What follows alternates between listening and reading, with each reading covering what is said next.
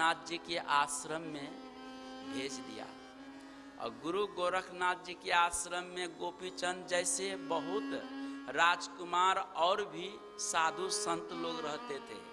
और गुरु गोरखनाथ जी महाराज का नियम था कि सब कोई भिक्षा लेने जाए। तो नारायण ये भी जाते थे भिक्षा लेने। गोपीचंद बंगाल के राजकुमार थे। नारायण तो एक दिन इनके मन में हुआ, गुरु गोरखनाथ जी के मन में, कि ये राजकुमार है, इनके मन में अहंकार है राजापन का। इसका अहंकार जब तक नहीं टूटेगा तब तक मोक्ष नहीं पा सकता है। अहंकार तब टूटेगा जब ये अपनी प्रजाओं से भिक्षा मांगेगा। तो एक दिन गुरु गोरखनाथ जी कहते हैं, गोपीचंद आज तुम्हें अपनी प्रजाओं से भिक्षा लेने जाना है और अपने माँ बहन से भी भिक्षा लेके आना है। कहा कि ठीक है गुरुदेव।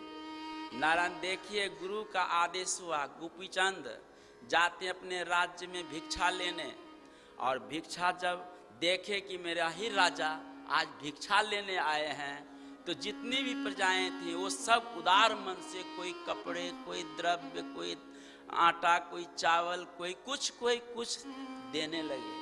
तो अंतिम में भिक्षा लेते लेते माँ के पास गोपीचंद पहुँचे हैं। माँ भर आँख रोई है, आंसू बहाई।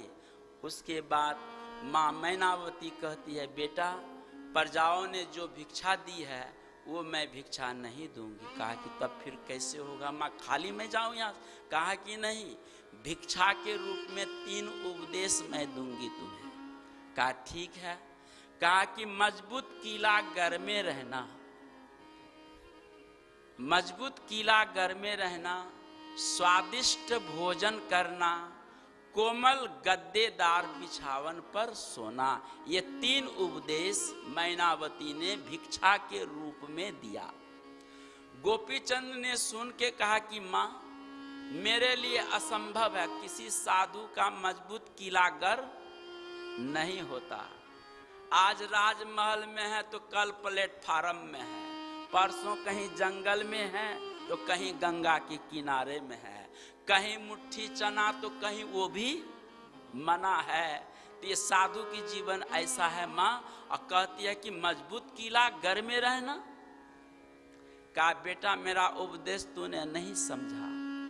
मजबूत किला घर तो राजा का भी नहीं है। उस राजा के मजबूत किला घर में वहां भी काम क्रोध आदि विकार सताते हैं, वहां भी चोर डकैत घुस जाते हैं।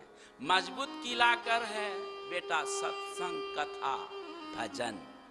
सत्संग रूपी किला घर में रहोगे तो वहां काम क्रोध आदि विकार नहीं सताएंगे। चोर लुच्चे लफंगे डकैत भी यहाँ आ जाएंगे तो वो भी सज्जन हो जाएंगे। इसलिए बेटा ये सत्संग जैसा मजबूत किला घर दूसरा संसार में कोई नहीं है, इसको छोड़ना नहीं। इसीलिए आसे पासे जो फिरे निपट पिसावे सोय, अकेला से लागा रहे ताको विघ्न न होय। माई दाई जब गेहूं पीसती हैं और कीला से बीच में, जाता के बीच में कीला होता है, कीला से जो गेहूं लगा रहता है तो वो तो पीसा नहीं जाता, जो कीला को छोड़ देता है वो जाता पीस डालता है। उसी प्रकार से यह सत्संग रूपी कीला को जो पकड़ के रहेंगे वो काल रूपी चक्की उसको कभी नहीं पीस सकती। और जो सत्संग रूपी कीलागर को छोड़ देगा काल उसको पीस डालेगा। कहा कि माता जी बहुत बढ़िया, मैंने इस उपदेश को समझ लिया। स्वादिष्ट भोजन साधु के जीवन में नहीं, रूखा सूखा है, कभी वो भी नहीं मिलता है। कहा कि बेटा मेरा उपदेश तूने नहीं समझा। कहा कि समझा दो माँ।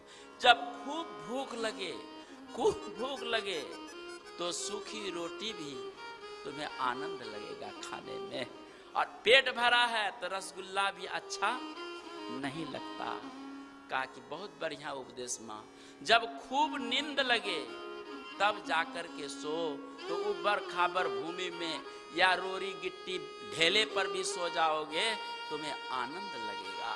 यदि नींद नहीं है तो डल्ले गद्दे में घुलटते रहो, फिर भी नींद नहीं लगेगी। तो यह उपदेश दिया।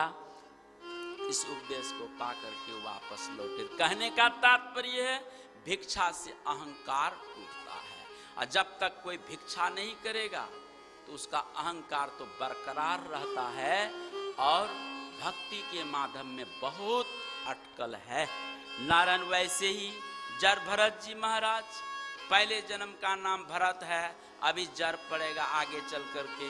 ये भी 12 बजे दिन में भिक्षा लेने जाते थे, 5 घरों में भिक्षा लेकर के, और आते थे गंडकी नदी में डुबा करके स्वाद रहित कर देते थे उस भोजन को, और तब भोजन ग्रहण करते थे। यह परंपरा प्राचीन का। और आज भी यहाँ ऋषिकेश हरिद्वार में जहाँ जहाँ संतों के ज़्यादा निवास हैं, वहाँ पर भी ये भिक्षा वृत्ति अभी भी है।